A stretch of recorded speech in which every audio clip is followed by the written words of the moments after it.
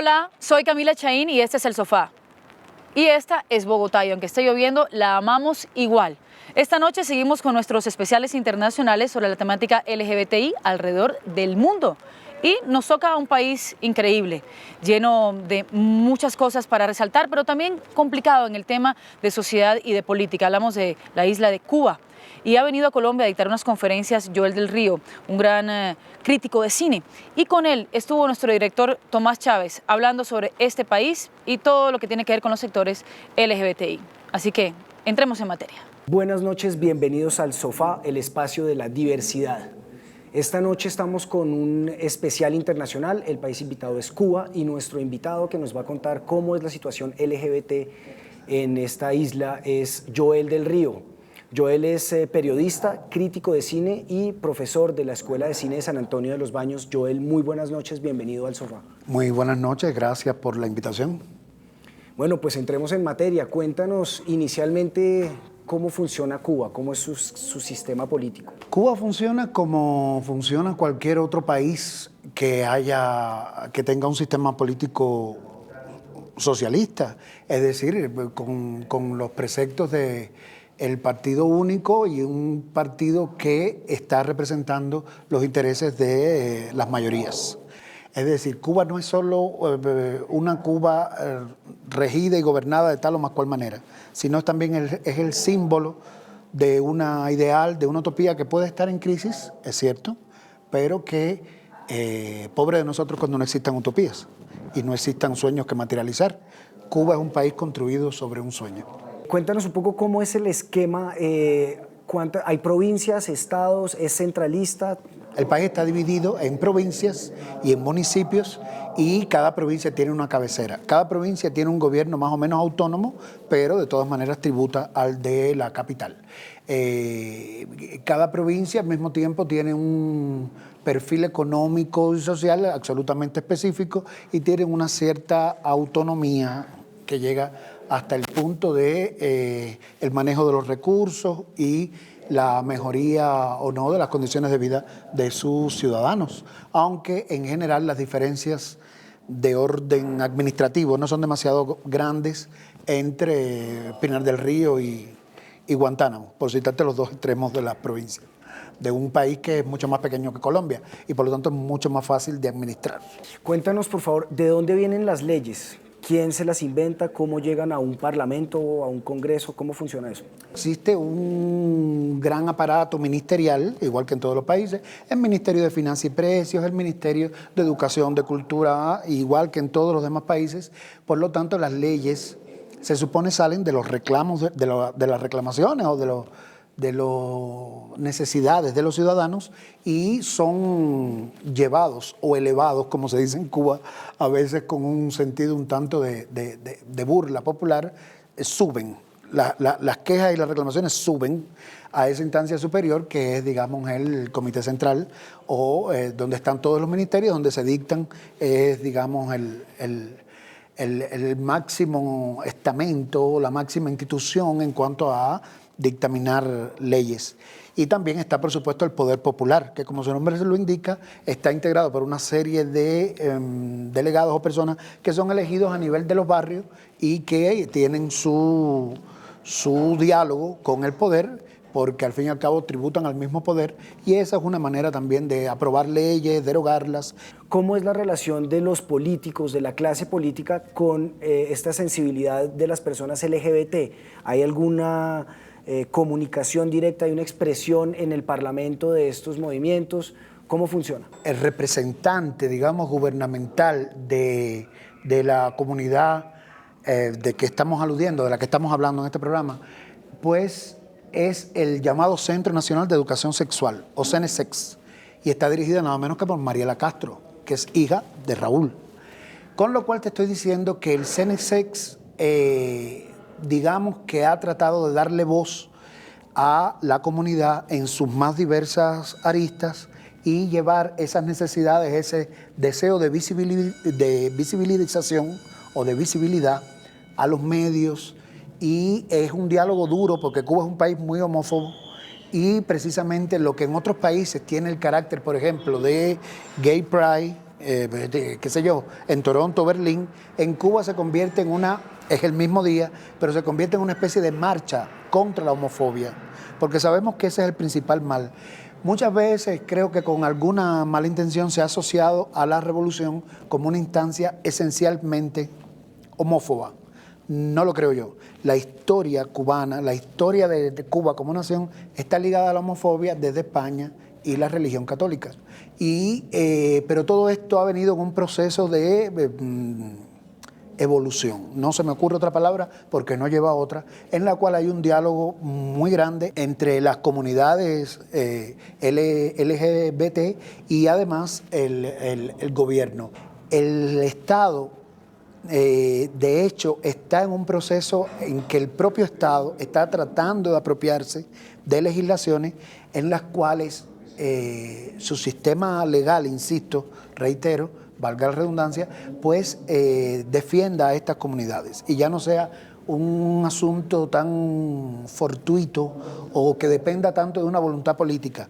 Entonces, en Cuba se concibe como un proceso de educación masiva en la cual todas las instancias de la sociedad entiendan el principio de la diversidad sexual como principio y que eso a su vez genere un comportamiento.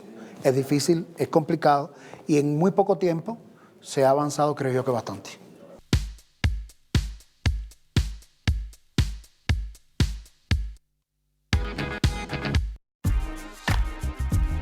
La Dirección de Diversidad Sexual participará con la política pública LGBTI del distrito en la 6ª Conferencia Regional de la ILGALAC, que se llevará a cabo en La Habana, Cuba, del 16 al 10 de mayo de 2014.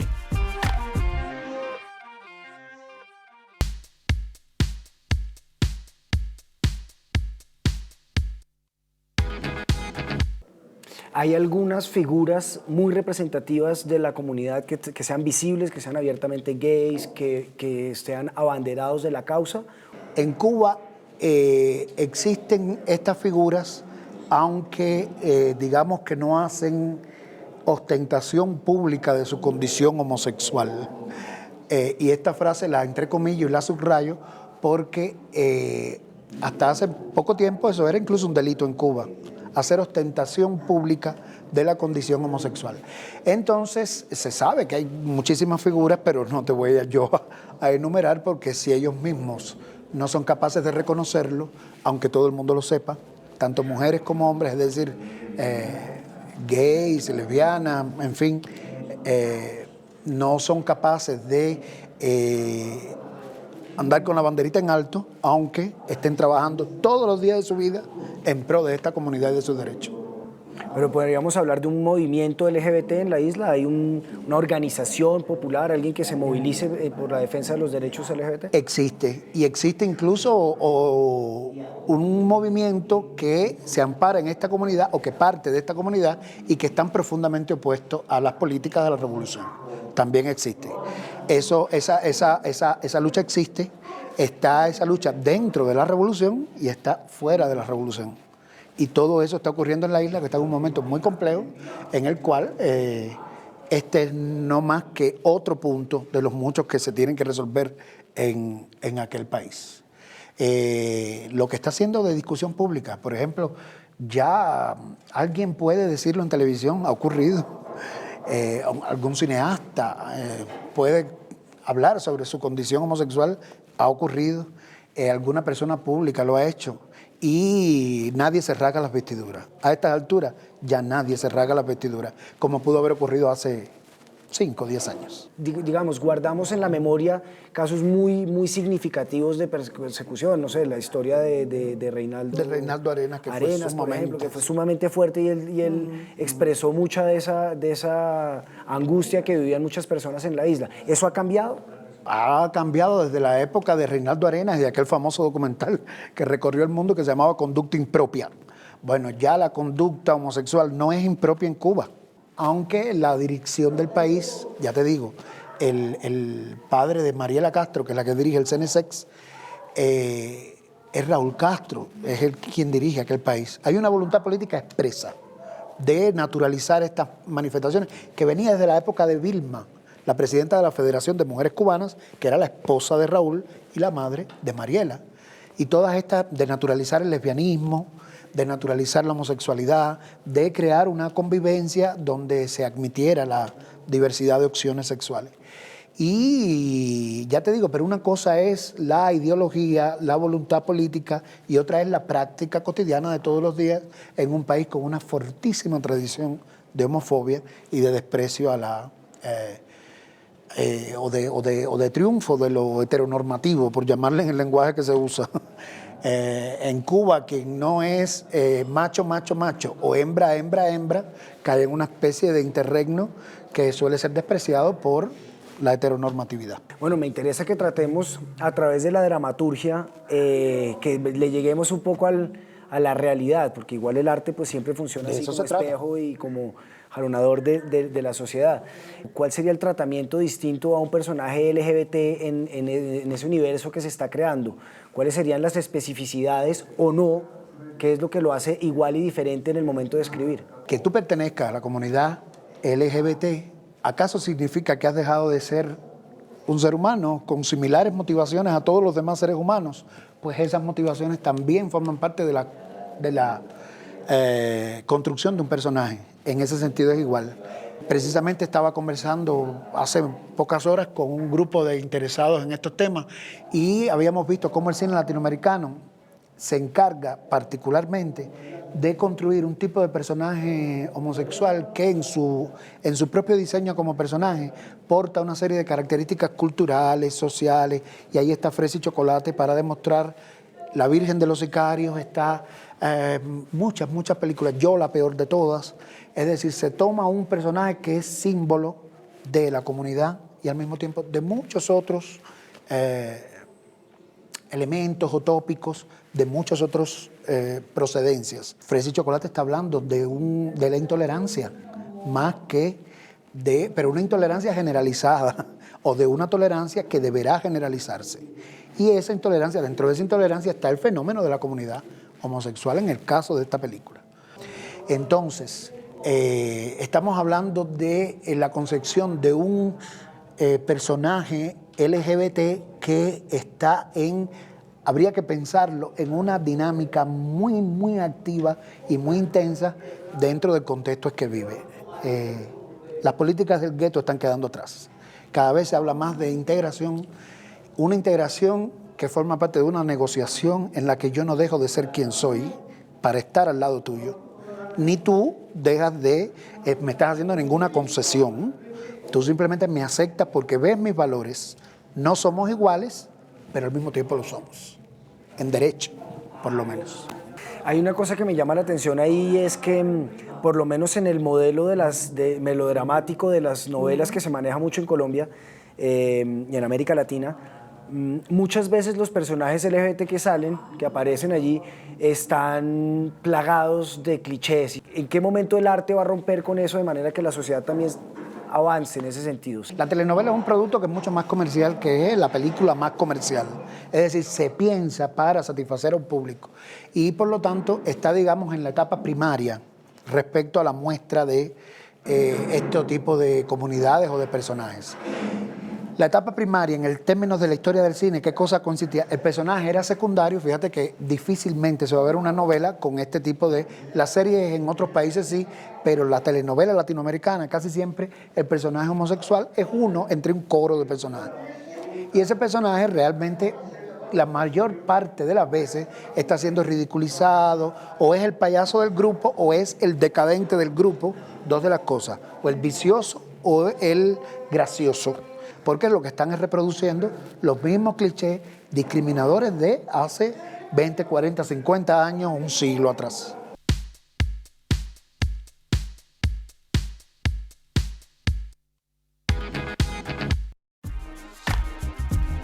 La Dirección de Diversidad Sexual participará con la política pública LGBTI del distrito en la 6ª Conferencia Regional de la ILGALAC, que se llevará a cabo en La Habana, Cuba, del 16 al 10 de mayo de 2014.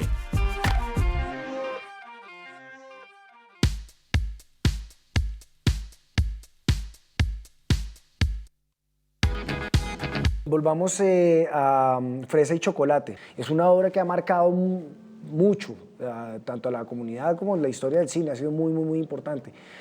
La construcción de esos personajes y el tratamiento ya general de la obra, ¿por qué llegó a ser, digamos, tan fuerte? Era la primera película cubana que tocaba el tema de la homosexualidad. Lo que pasa es que la tocaba en un contexto cultural en el cual la película está hablando constantemente de otra cosa.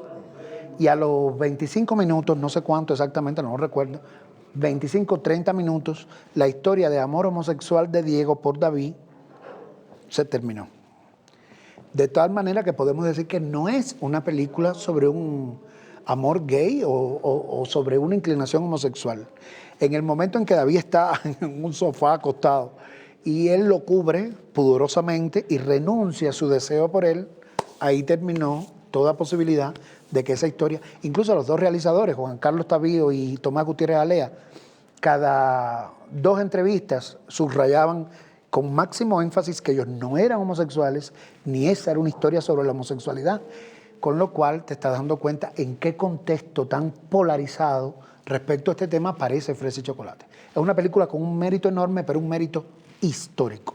El cine cubano de la actualidad está tratando de lograr películas que de veras hablen sobre estas comunidades. Hay películas como Chamaco, de Juan Carlos Cremata, y hay muchas otras películas, varias otras, no muchas, pero hay varias otras, Verde Verde, de un veterano como Enrique Pineda Barnet, en las cuales se está hablando ya de una sensibilidad homosexual. Y tal vez no estén representadas todas las comunidades, de hecho faltan muchísimos grupos, pero el cine cubano tampoco tiene una producción que se pueda permitir el aquello de una película para cada segmento de esta comunidad, y además de eso, eso dependería siempre de la voluntad de los realizadores. De pronto hay una corriente medio, tal vez, homófoba, en la cual se dice que el cine cubano ya tiene demasiadas películas homosexuales. Y hay un grupo de realizadores que están trabajando ya en otro sentido, porque en un momento coincidieron varias. ¿Y qué es lo que marca el demasiado? Es lo que pasa. En esa discusión estamos ahora. ¿Por qué demasiado? Porque dicen que es demasiado. Y lo heterosexual nunca es demasiado. Entonces, imagínate tú. Eso es una discusión infinita en la cual, pues nada, se está luchando por eso, por la visibilidad, por la representatividad, por estar en el mismo concierto, en el mismo coro, donde están todas las demás voces. Y que en ese coro, la voz del homosexual o de la comunidad LGBT, pues no desafine, ni sea menospreciada o ninguneada. Una última pregunta. El plan de gobierno de Raúl Castro se llama la transformación socialista y tiene una cantidad de implicaciones en todos los niveles de la sociedad. ¿Eso qué impacto está teniendo o va a tener en la comunidad LGBT, según tú? Yo pienso que será máximo el impacto. Ya te digo, estamos en un proceso donde se está discutiendo eso entre muchos otros problemas. Pero lo que pasa es que en Cuba es un país que se están refundando muchísimas cosas. Inclusive yo creo que las políticas económicas de supervivencia de aquel país se están reconsiderando. Cuanto más las relaciones con la comunidad. Y yo no me gusta verlo, ya te digo, te lo decía ahorita, no me gusta verlo como las relaciones del gobierno con una comunidad. Me gusta verlo como parte de todo, como parte de un todo, un esfuerzo integrador donde la comunidad no esté abajo con las banderas reclamando ventajas. Y arriba a lo mejor te lanzan una mirada piadosa y dicen, démosle algo a esta comunidad para que se callen un rato. No, si va a ser así, más vale que no sea. Yo lo imagino como que esa comunidad infiltre hacia arriba, como el manto freático que ascienda a todas las instancias del poder o a las decisoras de las políticas que regirán el destino de aquel país, de mi país, y que deje de ser tal vez una comunidad que crea que decide el ritmo de la vida. La vida de un país está compuesta de muchas cosas, entre otras de estas. Pero lo que no puede es perderse en la nada o perderse en el todo, tiene que estar codo a codo, tiene que estar junto a, tiene que estar dentro de, tiene que estar decidiendo, tienen que estar participando, y en la medida en que esto vaya ocurriendo, yo creo que estamos en condiciones de que ocurra, pero el país tiene que cambiar mucho y tiene que dejar atrás 3, 4, 5 siglos de homofobia tenaz. Estamos comenzando, se está empezando. No te voy a decir que las victorias sean como para batir palmas, pero yo prefiero ser optimista, porque no lo voy a hacer. Joel del Río, muchísimas gracias por venir al sofá y aclararnos con tus opiniones sobre lo que está sucediendo en la isla. Gracias a ti por invitarme. Me encantó estar contigo en el sofá. Un placer. Y a ustedes los invitamos a vernos dentro de 8 días, a todos y todas, en este programa de la diversidad sexual y de género, El Sofá, en Canal Capital Televisión Más Humana. Buenas noches. Y claramente Cuba tiene muchísimos paradigmas con respecto a la diversidad y a nuestros derechos de la comunidad LGBTI. Quiero agradecer a Extramuros por poder contar con Joel del Río, ese gran personaje cubano, y nosotros y nosotras nos encontramos de nuevo el próximo domingo, lloviendo o no, en El Sofá. Recordemos nuestras redes, @elsofacapital, y en Facebook igual. Y claramente aquí, en el Canal Capital Televisión Más Humana. Chao.